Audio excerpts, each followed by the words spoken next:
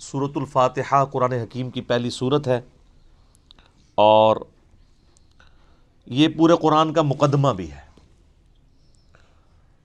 اس کو الفاتحہ بھی کہا جاتا ہے، یعنی کھولنے والی، یعنی قرآن اسی سے آ کے کھلتا ہے، یہ قرآن کی چابی ہے۔ احادیث میں اسے ام الکتاب بھی کہا گیا ہے، بخاری اور مسلم میں۔ لہٰذا یہ اس چیز کی متقاضی ہے چیز کہ ہم آج کا پورا لیکچر سورۃ الفاتحہ کو کور کریں، اور اگلے لیکچر سے ہم انشاءاللہ تعالی سورۃ البقرہ کا آغاز کریں گے۔ میرے بھائیو، سورۃ الفاتحہ قرآن حکیم کی وہ واحد سورت ہے کہ جس کی فضیلت قرآن میں آئی ہے۔ قرآن کی کوئی سورت ایسی نہیں ہے، انکلوڈنگ سورۃ الاخلاص بھی، کہ جس کی فضیلت قرآن میں آئی ہو سوائے سورۃ الفاتحہ کے۔ اس لیے فضیلت کے اعتبار سے قرآن حکیم کی سب سے افضل سورت وہ سورۃ الفاتحہ ہے۔ اس کی سپورٹ میں انشاءاللہ بخاری اور مسلم سے احادیث بھی پیش کروں گا۔ قرآن حکیم میں اللہ تعالیٰ نے سورہ الحجر پارہ نمبر 14 میں آیت نمبر 87 ہے، اعوذ باللہ من الشیطان الرجیم، بسم اللہ الرحمن الرحیم، وَلَقَدْ آتَيْنَاكَ سَبْعًا مِّنَ الْمَثَانِي وَالْقُرْآنَ الْعَظِيمِ،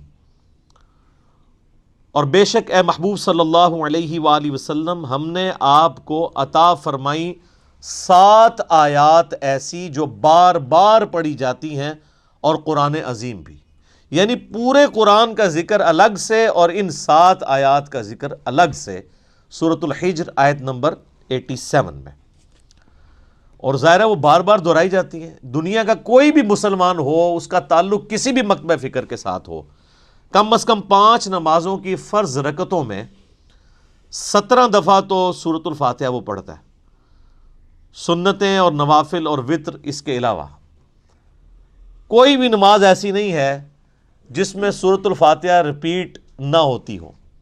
یہی اس کی فضیلت کے لیے کافی ہے کہ قرآن حکیم جو نماز میں ہم پڑھتے ہیں وہ ہم بدل بدل کے پڑھتے ہیں، لیکن سورۃ الفاتحہ ایسی چیز ہے جو ہر رکعت میں پڑھی جاتی ہے۔ حتیٰ کہ صحیح بخاری اور صحیح مسلم کی متفق علیہ حدیث ہے کہ اللہ کے محبوب صلی اللہ علیہ وآلہ وسلم نے فرمایا، لا صلاۃ لمن لم یقرأ بفاتحۃ الکتاب، جو نماز میں سورہ فاتحہ نہیں پڑھتا اس کی نماز ہی نہیں ہوتی۔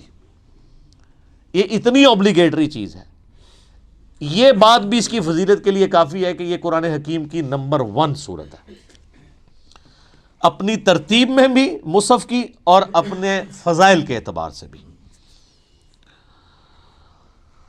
قرآن حکیم کی یہ سب سے عظمت والی سورت ہے۔ اس کی سپورٹ میں صحیح بخاری میں ایک بڑی مشہور حدیث ہے کہ سیدنا ابو سعید ابن معلہ رضی اللہ تعالی عنہ کہتے ہیں کہ میں ایک دفعہ مسجد نبوی میں نماز پڑھ رہا تھا تو اللہ کے محبوب صلی اللہ علیہ وآلہ وسلم نے مجھے آواز دی، تو میں چونکہ نماز میں مشغول تھا میں نے جانے میں تاخیر کر دی۔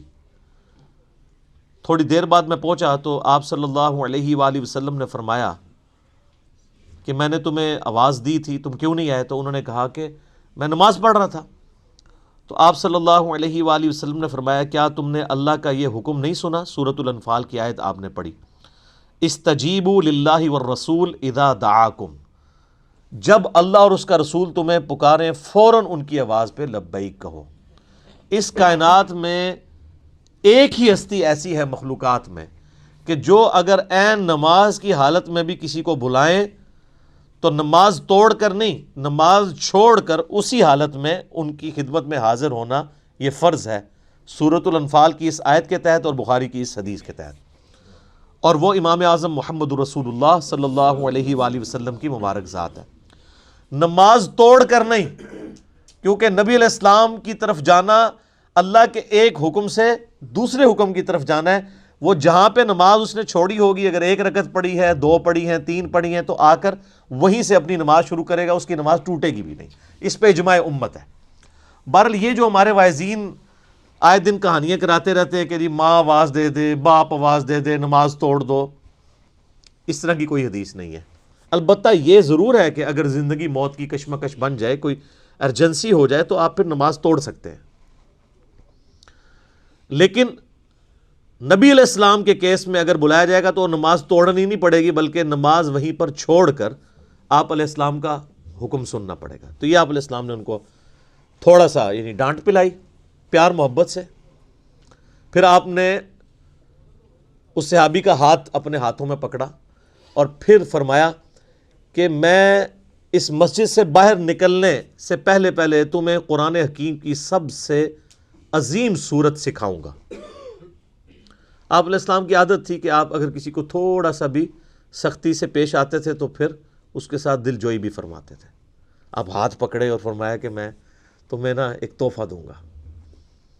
وہ صحابی کہتے ہیں پھر تھوڑی دیر بعد جب ہم مسجد سے باہر نکلے تو مسجد سے نکلتے ہوئے میں نے نبی علیہ السلام سے کہا یا رسول اللہ اپنا وعدہ پورا کریں، آپ نے مجھے کہا تھا کہ آپ مجھے قرآن کی سب سے عظمت والی صورت تعلیم فرمائیں گے۔ تو آپ علیہ السلام نے فرمایا کہ وہ صورت ہے الحمدللہ رب العالمین، یعنی سورۃ الفاتحہ۔ اور پھر آپ علیہ السلام نے ساتھ ہی یہ سورہ ہجر کی آیت نمبر 87 بھی پڑھی کہ یہ وہ جو قرآن حکیم میں آیا ہے وَلَقَدْ آتَيْنَاكَ سَبْعًا مِّنَ الْمَثَانِي وَالْقُرْآنَ الْعَظِيمِ، یہ ہے وہ صورت جو قرآن حکیم میں اللہ نے مجھے عطا کی، جو 7 آیات بار بار دہرائی جاتی ہیں۔ اور پھر آپ علیہ السلام کے بخاری میں الفاظ ہیں یہ ام الکتاب ہے، یہ قرآن کی ماں ہے، قرآن کی جڑ اس میں ہے، اسی سے پورے قرآن کا درخت نکل رہا ہے۔ فاتحہ بھی ہے، ام الکتاب بھی ہے، اور یہ وہ 7 آیات ہیں جو سورہ ہجر میں آئی ہیں۔ تو سورہ ہجر کی اس آیت کے کانٹیکسٹ میں کتاب التفسیر چیپٹر میں امام بخاری اس حدیث کو لے کر آئے ہیں۔ یہ حدیث کافی ہے اس کی فضیلت کے لیے۔ اچھا، یہ تو سورہ اعظم تھی نا قرآن کی، قرآن کی ایک آیت بھی ہے جو اعظم ہے، وہ صحیح مسلم میں حدیث ہے۔ ابی ابن کعب، جن کے بارے میں بخاری مسلم میں آتا ہے کہ 4 بندوں سے قرآن سیکھو، ان میں ایک عبداللہ ابن مسعود ہیں اور ایک ابی ابن کعب ہیں اور سیدنا سالم ہے، یہ ان میں سے ایک ہیں۔ تو ابی ابن کعب کہتے ہیں کہ نبی علیہ السلام نے مجھ سے ایک دن پوچھا کہ جانتے ہو کہ قرآن کی سب سے اعظم آیت کون سی ہے؟ تو انہوں نے کہا یا رسول اللہ صلی اللہ علیہ وآلہ وسلم، میرے اندازے کے مطابق قرآن حکیم کی سب سے عظیم آیت اللہ لا الہ الا هو الحی القیوم، آیت الکرسی، سورہ بقرہ کی آیت نمبر 255 ہے۔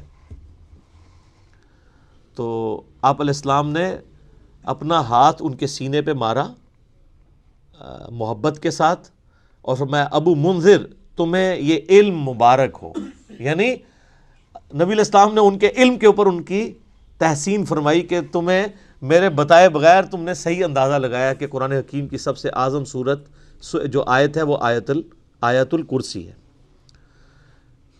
بخاری سے پتہ چلا کہ سب سے اعظم صورت سورۃ الفاتحہ ہے، مسلم شریف سے پتہ چلا سب سے اعظم آیت آیت الکرسی ہے۔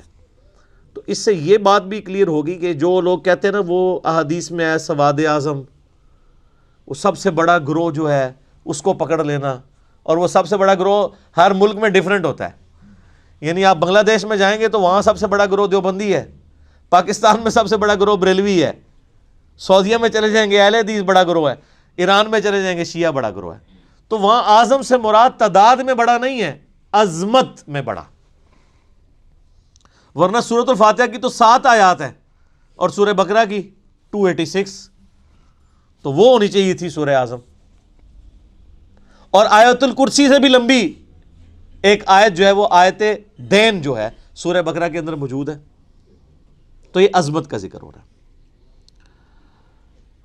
اچھا میرے بھائیو، صحیح مسلم میں ایک اور حدیث ہے، ابن عباس رضی اللہ تعالیٰ عنہما کہتے ہیں کہ نبی علیہ السلام کے پاس ایک دفعہ جبرائیل علیہ السلام بیٹھے ہوئے تھے، ظاہر صحابہ نے نہیں دیکھا، آپ علیہ السلام نے بتایا۔ تو اچانک ایک آواز ان کو زوردار سنائی دی، یہ صحیح مسلم کی حدیث ہے۔ تو حضرت جبرائیل علیہ السلام نے نگاہ اٹھا کے اوپر دیکھا اور کہا یا رسول اللہ، آج آسمان کا ایک ایسا دروازہ کھلا ہے جو آج سے پہلے کبھی نہیں کھلا تھا، اور اس دروازے سے ایک فرشتہ زمین پر اترا ہے۔ اتنے میں وہ فرشتہ حاضر ہوا نبی اسلام کی خدمت میں، تو حضرت جبرائیل نے کہا کہ یا رسول اللہ یہ وہ فرشتہ ہے، یہ آج سے پہلے دنیا میں کبھی نہیں آیا تھا، اور وہ دروازہ بھی آج سے پہلے کبھی نہیں کھولا تھا، اور یہ فرشتہ آپ کو سلام عرض کر رہا ہے، اور اللہ کا یہ پیغام لے کر آیا ہے کہ آپ کو بشارت ہو دو ایسے نوروں کی جو آپ سے پہلے کسی پیغمبر کو نہیں دیے گئے۔ ان میں سے پہلی چیز سورۃ الفاتحہ ہے، اور دوسری چیز سورہ البقرہ کی آخری 2 آیات، آمن الرسول بما انزل الیہ من ربہ والمؤمنون۔